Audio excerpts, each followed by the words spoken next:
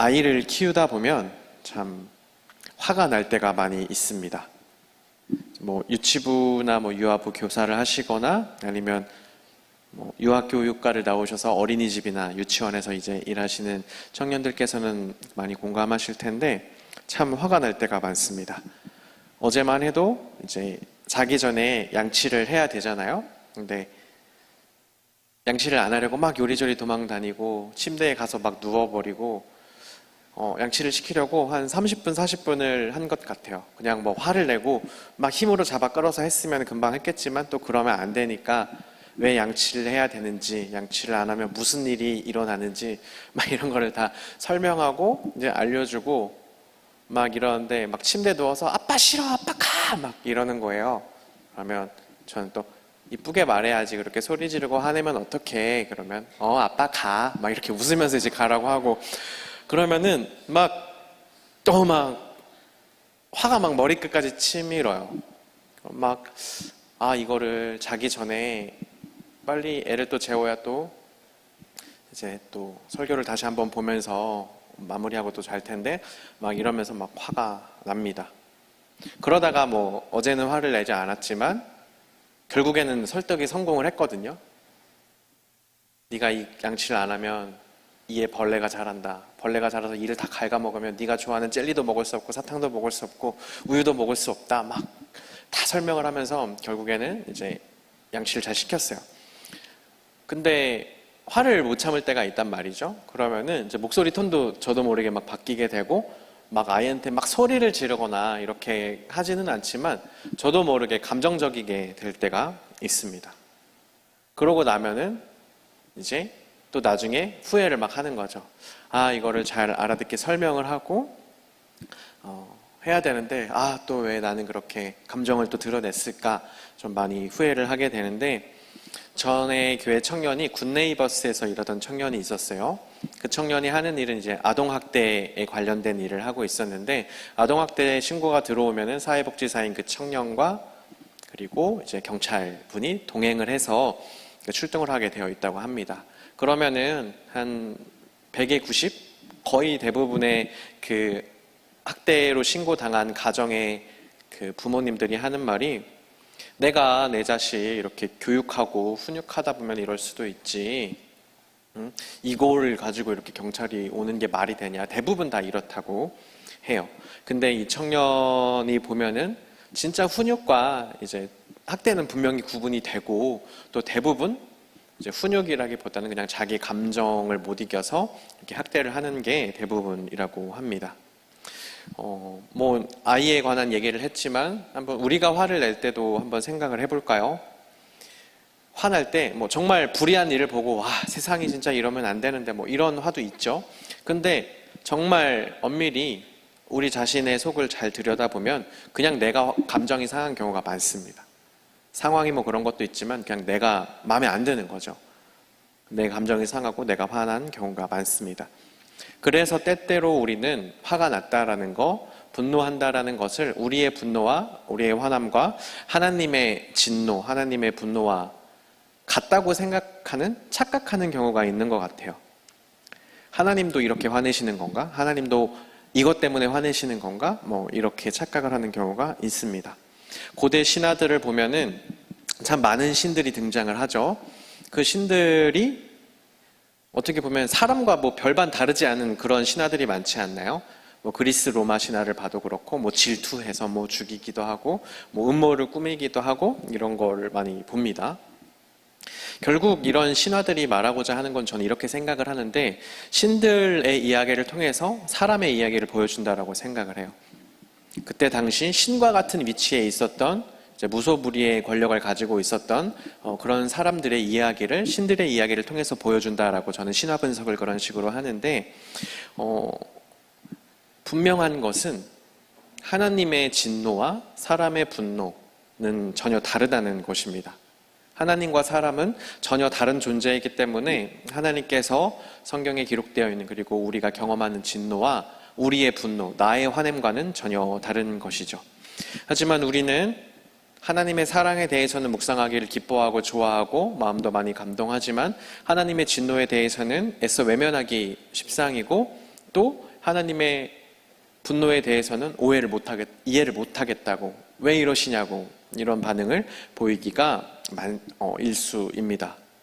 다 읽지는 않았지만 오늘 본문의 문단 전체인 18절부터 32절까지 내용을 제가 간단히 요약을 해드릴게요. 이렇습니다. 하나님의 진노가 하늘로부터 나타났다. 천지를 창조하신 하나님께서 세상 모든 것 속에 하나님을 알만한 것을 다 준비해 놓으셨기 때문에 하나님을 모른다고, 그것을 들은 적이 없다고, 본 적이 없다고 핑계할 수 없다. 너희가 어떤 경로로든지 하나님을 알지만 하나님께 영광 돌리지도 않고 하나님께 감사하지도 않고 마음이 허망해지고 미련해져서 마음이 어두워지고 스스로 지혜 있다 하지만 사실은 어리석은 자가 되었다. 너희들이 하나님의 진노 아래에 있다. 이 내용이 오늘 본문 18절을 담고 있는 전체 문단의 내용입니다. 이런 죄악들로 인해서 벌어지는 세상의 혼란스러운 일들에 대해서도 또 오늘 본문이 포함되어 있는 문단에 기록이 되어 있는데요.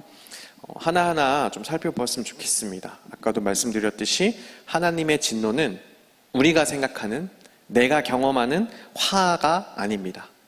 내가 생각하는, 내가 경험하는 분노도 아닙니다.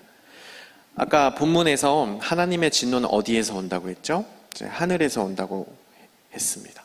하늘에서 오는 진노라는 것은 이런 뜻이 있어요. 이 세상에 속하지 않은 진노라는 것입니다. 다시 말하면 우리가 하는 화내는 거나 우리가 하는 분노하는 거나 어떤 것에 대해서 부당하다고 막 열을 올리는 이런 것과는, 피조물인 우리의 것과는 전혀 다른 하늘에서 오는 진노라는 것입니다. 여러분, 죄라는 것을 제가 전에 이렇게 표현했던 것을 혹시 기억나실지 모르겠어요. 하나님께서 창조하셨는데 그 창조하신 목적에서 벗어난 것이 죄다라고 설명드렸던 거 기억나나요? 죄라는 단어, 하마르티아라는 단어가 화살을 딱 쐈는데 퓨 하고 날아가서 표적에 딱 꽂혀야 되는데 그 화살이 벗어났을 때, 그런 단어의 의미를 표현하는 게 죄라고 제가 그때 한번 설명을 드렸었는데, 하나님께서 우리를 창조하신 목적이 있습니다. 우리가 화살인 거죠. 날아가서 표적에 꽂혀야 돼요. 하나님의 목적대로 꽂혀야 합니다. 그런데 벗어나는 거죠. 그것을 죄라고 성경에서는 말을 하는데, 하나님의 진노 그리고 창조주의 진노는 이런 겁니다. 우리 만들어진 존재들이, 피조물들이 만들어진 목적에서 벗어났을 때 가지시는 안타까움, 슬픔, 이런 것들이 포함된 것이 바로 하나님의 진노입니다. 단순하게 너 왜 내 말 안 들어? 너 왜 내 말 안 들어? 이런 단순한 게 아니라 하나님께서 우리를 만드실 때 어떤 목적을 가지고 만드셨고 그 목적대로 살면 우리가 가장 행복할 수 있고 가장 기쁠 수 있고 가장 즐거울 수 있는데, 그것에서 벗어났을 때 너무나 안타까운 거죠. 너무나 안타까우셔서 가지시는 마음, 그 슬픔, 그런 것들이 포함된 것이 바로 하나님의 진노입니다. 두 번째로는 하나님의 진노의 원인에 대해서 생각을 해보고 싶은데, 하나님의 진노의 원인은 우리에게 있는 겁니다. 우리가 벗어나 있기 때문에. 그런데 우리는 때로는 하나님 왜 이러시지? 하나님 너무하신 것 아닌가? 성경 속에 있는 어떤 단어들, 어떤 문장들만을 이렇게 가져와서 어떻게 하나님이 이러실 수가 있지? 라고 생각하는 경우도 있죠. 하지만 하나님의 진노의 원인은 사실 우리 인간의 죄악에 있는 것입니다. 우리 죄악의 결과를 우리가 보고 있는 것이죠. 그런데 우리는 그것을 좀 마음속에 잘 받아들이지 못하는 것 같습니다. 제가 이전에 좋아하던 예능 중에 무한도전이라는 프로그램이 있었어요. 여러분도 아시죠? 거기에 좀 레전드 편 중에 정신감정 특집이 있었습니다. 여러분 아세요? 거기에서 보통 노홍철 씨가 조증에 거의 가깝다 이런 걸 많이 기억하고 여러 가지 다 있는데, 저는 그 중에서 가장 주목이 되지 않았던 정준하 씨 편이 좀 저는 많이 마음에 와 닿았는데, 그 분이 앞뒤를 연결시키는 능력이 좀 부족하대요. 그러니까 사건의 인과관계를 연결시키는 그런 논리가 좀 부족하다는 분석을 하고, 그래서 아마 이렇게 일상생활에서 반응할 거다라고 했던 게 뭐냐면, 다른 사람이 이 사람의 문제를 보고 이제 그것은 잘못됐다, 이렇게 하면 좀 안 될 것 같다라고 지적을 한다고 가정을 하면, 그것을 내가 이게 부족하구나. 그러니까 앞뒤에 인과관계가 연결이 좀 잘 되는 사람은 아, 맞아. 내가 저렇게 했기 때문에 이렇게 되는 거구나 라고 받아들이는데 그게 좀 잘 안 되는 사람은 나한테 지적하네? 열받네? 약간 이렇게 반응을 한다는 거죠. 그거를 보면서 나다. 내가 좀 저렇다. 그런 생각을 많이 하게 됐어요. 누군가 나를 지적하고 나의 부족한 면을 지적을 하면은 내가 그런 면이 있지. 이렇게 좀 성숙하게 생각할 법도 한데 그런 생각은 전혀 하지 않고 일단 화부터 나는 거예요. 뭐 지적하네? 뭔데? 지는? 약간 이런 마음이 드는 거죠. 그런 걸 보면서 또 이제 일상생활에서 겪었던 어떤 관계의 갈등들도 한번 돌이켜보면서 진짜 내가 그렇구나. 그때 이후로는 좀 감정을 좀 걷어내고 나에게 그런 일들이 생길 때 한 걸음 이렇게 뒤로 물러서서 내가 진짜 좀 저런 면이 있구나.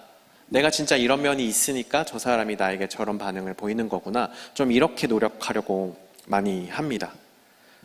그런 것들을 잘 파악하지 않고 뭐가 진짜 원인이었는지를 잘 파악하지 않고 그냥 나에게 지적하니까 화부터 내는 그런 것들을 좀 내 습관을 버려야겠다. 그런 마음을 먹고 단순히 감정적인 것들을 뒤로 하고 뭐가 진짜 원인인지 조금은 차갑게 냉정하게 파악할 수 있어야겠다라는 생각을 많이 했습니다. 하나님의 진노에 대해서 우리의 죄 때문에, 우리의 죄악 때문에 하나님의 뜻에서 이만큼 벗어나 있기 때문에 당하고 있는 우리의 어려움들을 우리가 겪을 때 힘들죠. 고통스럽죠. 그리고 때로는 하나님 원망도 합니다. 하나님께 원망도 하죠. 하지만 그런 것들에 앞서서 우리는 때때로 조금은 냉정하게 한 걸음 뒤로 물러서서 지금 내가 겪고 있는 이 어려움이, 이 고통이 왜 발생했는가? 하나님은 지금 왜 진노하시는가에 대해서 우리가 알아보려고 할 때, 그것을 물으려 할 때 우리는 생각보다 쉽게 그 원인을 발견하고 그 원인에서 문제가 발생했음을 발견하고 거기에서 벗어날 수가 있게 되는 겁니다. 근데 우리는 어때요? 보통 대부분 이게 빨리 지나갔으면 좋겠다. 이 어려움, 이 고통이 그냥 빨리 지나갔으면 좋겠다. 주님, 빨리 건져내 주십시오. 저 그냥 어떻게든 지금 견딥니다. 이 또한 지나가리라는 말도 우리 많이 하죠. 때로는 원인도 알 수 없고 왜 그런지 파악할 수 없는 고통 때문에 그저 견디는 것밖에 할 수 없는 그런 인생의 때가 있기도 합니다. 분명히 그렇기도 해요. 그렇기도 합니다. 그런데 그게 아니라 나의 하나님의 뜻에서 벗어남 때문에 우리가 자꾸 돌아오지 않으니까 하나님께서 계속 말씀하시는데 도저히 핑계할 수 없도록 하나님께서는 계속 말씀하시는데 우리가 끝끝내 돌이키지 않으시니까 하나님께서 안타까운 마음으로 찢어지는 마음으로 화를 내시는 거죠. 그래야 우리가 들으니까, 그래야 우리니까 정신 차리니까. 그런데 우리는 그때에도 빨리 그냥 끝냈으면 좋겠다. 그저 이것이 빨리 지나가기만을 바랍니다. 하지만 그게 지나간다고 해서 우리의 문제가 해결되는 건 아닙니다. 그냥 그 한순간이 지나가 버린 것 뿐인 거죠. 하나님의 진노에 대해서, 하나님의 분노에 대해서 우리는 이런 마음을 가져야 합니다. 지금 나에게 무엇이 잘못된 것일까? 내가 지금 어디에서 얼만큼 벗어난 것인가를 궁금해하고 거기에서부터 우리 문제 해결의 출발을 잡아야 하는 것입니다. 세 번째로 진노의 가장 큰 형벌이 무엇인지 오늘 24절, 26절, 28절에 반복되는 말들이 있는데 다 읽지는 않았죠. 근데 거기에 24절, 26절, 28절에 반복되고 있는 것은 바로 놔두는 겁니다. 하나님께서 진노하실 때 정말 너무나 크게 진노하셨을 때 막 우리의 삶을 막 다 뒤집어 엎고 흔드는 그런 거라고 생각을 하지만 하나님의 가장 큰 진노는 놔두는 것이라고 합니다. 우리가 죄 짓고 살면서 이런 생각 하신 적 있으시죠? 내가 이래도 되나? 하면서도 그런 습성이 있어서 반복을 하죠. 이러다 큰일 나면 어떡하지? 이러다 정말 큰일 나면 어떡하지? 라는 게 우리의 보통 일반적인 모습이죠. 이때까지만 해도 내가 이러면 안 되지. 계속 이러면 안 되는데 라는 생각은 합니다. 근데 이런 것들이 반복되고 우리의 삶에 계속해서 누적되다 보면 아무 일 없네. 이런 건 괜찮은 건가? 이렇게 생각을 하다가 아예 그런 생각조차 안 하고 하게 되는 그런 일들도 분명히 생겨나게 됩니다. 착각에 빠지는 거죠. 그런데 오늘 본문에서는 이렇게 말하는 겁니다. 그것 자체가 이미 형벌을 받고 있는 거라고. 하나님께서 놔두시는데 아무것도 느끼지 못하는 그 상태, 그 상태가 바로 하나님께서 하시는 진노의 상태, 형벌의 상태라고 말씀하시는 겁니다. 어떻게 보면 하나님께서 내가 아무렇게나 살아도 그냥 놔두실 때, 어떻게 보면 그것을 우리가 가장 두려워해야 하고 무서워해야 하는 것입니다. 어떤 무신론자가 아마 이런 이벤트를 벌였다고 합니다. 내가 세상에 신이 없음을 증명해 보겠습니다.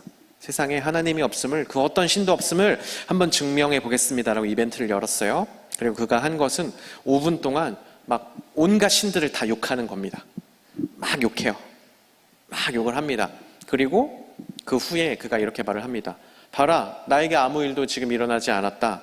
신이 만약에 있다면, 존재한다면 내가 이렇게 멀쩡하겠느냐라고 그렇게 이벤트를 이어나갔다고 해요. 근데 그것을 보면서 지나가던 한 할아버지 한 분이 지나가다가 이렇게 말을 했다고 합니다. 당신이 증명한 것은 그냥 하나님이 당신을 5분 동안 내버려 두신 것을 증명했을 뿐이다. 하나님이 없음을, 신이 없음을 증명한 게 아니라 지금 신이 당신을 놔두고 있음을 증명한 것뿐이다 라는 그런 말을 했대요.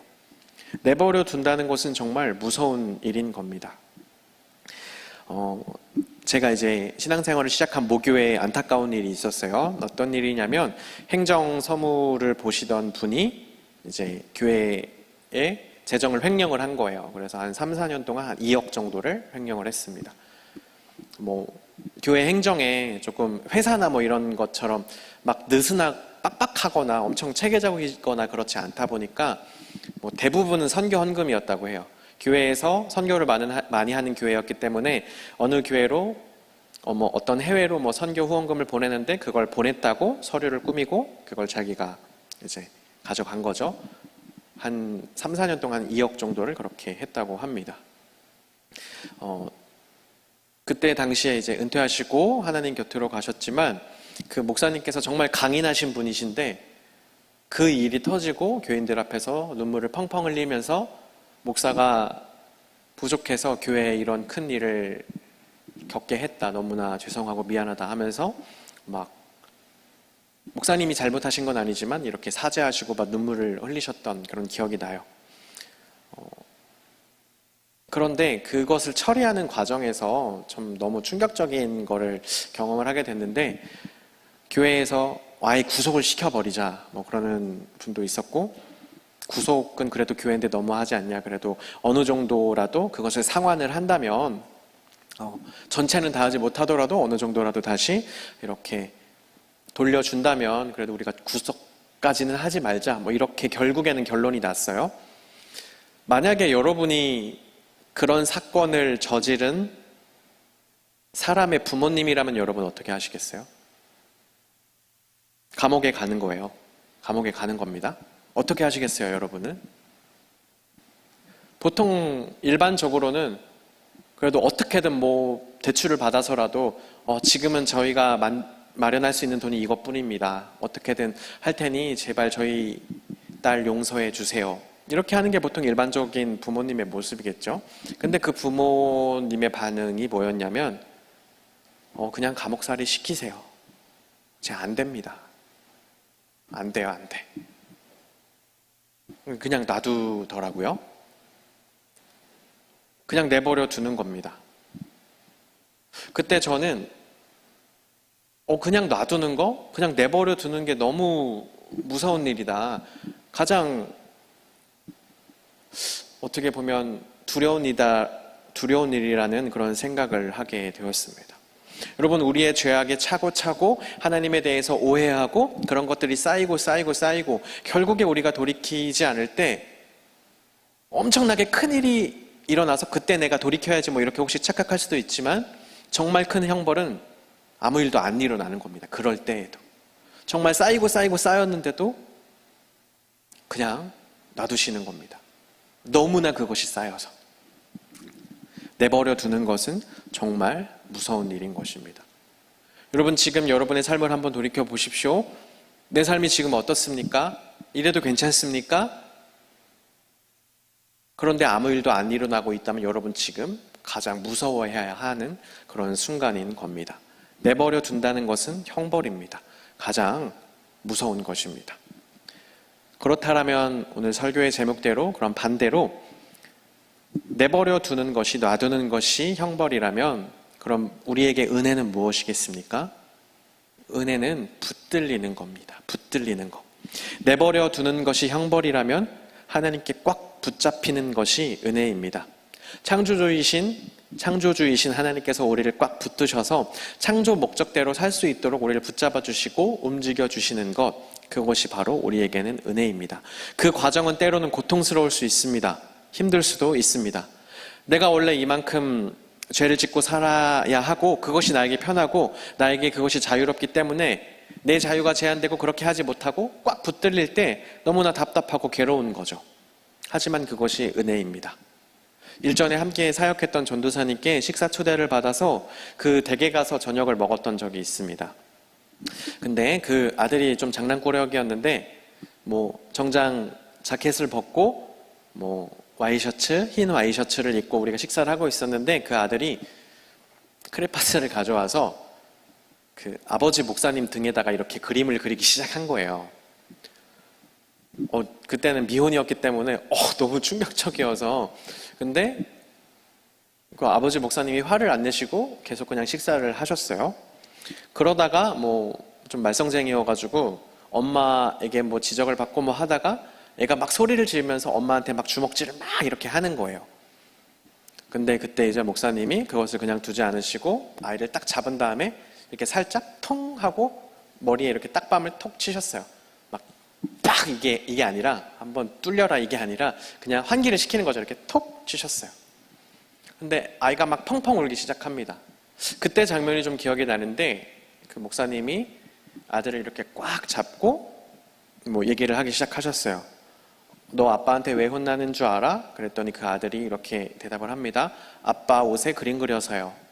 아니야, 너가 나의 옷에 그림 그렸을 때 아빠 너에게 뭐라고 하지 않았잖아. 화내지 않았잖아. 아빠가 너에게 이러는 거는 너가 엄마를 때리고 엄마의 마음을 아프게 하고 그랬기 때문에, 나쁜 말을 했기 때문에 이렇게 하는 거야. 그랬더니 너 이렇게 하면은 엄마가 아프고 마음이 슬프겠지? 속상하겠지? 이렇게 하면 안 되는 거지? 네, 잘못한 것 같아요. 그럼 엄마한테 가서 이렇게 해서 죄송해요, 잘못했어요 라고 엄마한테 사과해. 그랬더니 이제 아들이 쪼르르 가서 얘기를 합니다. 제가 말로 이렇게 해서 그렇지 그 상황 자체는 얌전하지 않았어요. 아빠에게 꼭 붙들려서 막 발버둥 치고 벗어나려고 하고 막 소리를 지르고 그랬습니다. 근데 거기서 그 목사님이 감정을 드러내시지 않으시고 꽉 붙잡고 차근차근 설명하면서 왜 이렇게 되었고 무엇이 잘못되었고를 딱 알려주시면서 그 아이가 나중에는 그것을 받아들이고 엄마에게 가서 사과도 하고 엄마와의 관계가 회복되는 것을 보았어요. 여러분, 아이가 아버지에게 꽉 붙들려 있는, 잡혀 있는 그 시간이 고통스러웠을 겁니다. 괴로웠을 거예요. 하지만 그 시간은 그 아이에게 반드시 필요한 시간이었습니다. 아버지가 놔줘 막 나 나갈 거야 막 할 때 그냥 놔줬다면 그 아이는 무엇이 잘못되었는지도 무엇이 어머니의 마음을 아프게 했는지도 모른 채 그냥 어머니에게 주먹질한 그 상태로 그냥 내버려 둬지는 거겠죠. 하지만 그대로 두지 않고 붙잡고 대화를 하고 무엇이 잘못되었는지를 알려주고 무엇이 올바른 것인지 알려주고 다시 올바른 관계로, 어머니와 엄마와 올바른 관계로 회복될 수 있도록 붙잡아 주었기 때문에 그 관계가 회복이 되었습니다. 마찬가지입니다. 우리가 무언가가 잘못되어서 벗어났을 때 하나님께서 우리를 되돌아오기를 바라는 마음으로 꽉 붙잡으실 때가 있습니다. 그렇게 되면 그때 우리는 괴롭습니다. 나 원래 이렇게 했었는데, 나 원래 이렇게 살았는데 그걸 하지 못하니까 괴롭고 고통스럽고 내 자유가 속박당하는 것 같은 그런 생각을 할 수가 있습니다. 하지만 여러분, 그 자유는 진정한 자유인가요? 아니면 자유라는 가면을 쓴 또 다른 죄의 사슬인가요? 내가 할 수 있는 거 다 하고 살 때 그것은 마치 자유인 것처럼 보이지만 한편으로는 형벌이고 또 다른 한편으로는 우리를 다른 형태로 옥죄고 있는 자유라는 이름으로 내 자유를, 내 진정한 자유를 제한하고 있는 죄의 사슬인 것입니다. 내버려두면 편할 수 있습니다. 하지만 그것은 형벌입니다. 하나님께 붙잡히면 고통스러울 수는 있습니다. 하지만 그것이 우리에게 은혜이고 우리에게 참 자유인 것입니다. 무엇이 하나님의 창조에서 벗어난 것인지를 아는 시간이 됩니다. 붙들려 있는 시간은. 무엇이 하나님의 마음을 아프게 하는지를 아는 시간이 됩니다. 붙들려 있는 시간에는요. 힘들고 고통스럽더라도 붙들려야 합니다. 그것이 은혜입니다. 하나님의 진노 가운데 우리가 정말 그것이 극에 달해서 아무리 붙잡으려고 해도 우리가 말을 듣지 않고 그 시간이 지나가면 우리는 내버려두게 되어질 수도 있습니다. 그것은 정말 무섭고 두려운 형벌인 것입니다. 여러분, 때로 하나님의 말씀이 불편하고 맞지 않는 것 같고 그럴 때가 있으시죠? 성경을 읽을 때나 설교를 들을 때나 나에게 불편한 것들이 있을 수가 있습니다. 저는 그것이 당연한 것이라고 생각해요. 모든 것에 다 아멘 아멘 하고 때로 제가 기독교 방송을 보면은 그 패널 게스트로 앉아있는 분들이 뭐 약간 들으면서 아멘 하시는 건가 싶을 정도로 뭘 말만 하면 아멘! 뭐 말만 하면 아멘! 아멘! 아멘! 아멘! 거의 방청객 훈련받듯이 그렇게 하는 기독교 방송을 제가 보면 참 때로 그런 것들이 좀 이상하다는 생각이 드는데 무조건 아멘 하는 게 아니라 불편하면 왜 불편한지를 알아봐야 하는 거죠. 왜 불편하지? 라는 이 물음표가 하나님, 저 이 말씀이 왜 이렇게 불편하죠? 저 이 말씀에 도저히 동의가 안 되는데요? 하고 불평불만하고 그냥 끝나는 게 아니라 이 물음표가 새겨졌으면 계속해서 묻고 궁금해하고 하나님께 기도하면서 그 물음표가 비로소 하고 느낌표가 됐을 때 그 말씀의 은혜가 우리에게로 오는 것이죠. 여러분, 하나님께 붙들리는 것이 은혜입니다. 때로 불편할 수 있고 고통스러울 수 있고 무언가 빼앗기는 것 같은 그런 느낌이 들 수도 있죠. 하지만 그럼에도 하나님께 꽉 붙들리는 것이 은혜입니다. 그 붙들려 있는 시간을 통해서 내가 지금 무엇이 잘못되었는지, 하나님에게서 얼마나 벗어나 있는지, 내가 어떻게 돌아와야 하는지를 깨닫는 시간, 붙들려 있는 시간이 우리에게는 은혜의 시간인 것입니다.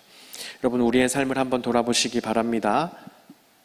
나의 지금 모습은 어떠한지, 나는 지금 하나님께 붙들려 있는지 아니면 내버려둬 있는지 한번 고민해 보시고 기도해 보시고 그냥 이대로도 내 삶이 어제와 오늘 내일도 똑같이 진행된다고 다행인 것이 아니라 뭔가 그냥 괜찮은 것이 아니라 내 삶이 지금 이렇게 놔둬져 있지만 이것이 문제일 수 있겠다라고 하나님 앞에서 말씀 앞에서 꽉 붙들려 보는, 그러므로 하나님께 돌아올 수 있는 우리 청년 모두가 되었으면 좋겠습니다.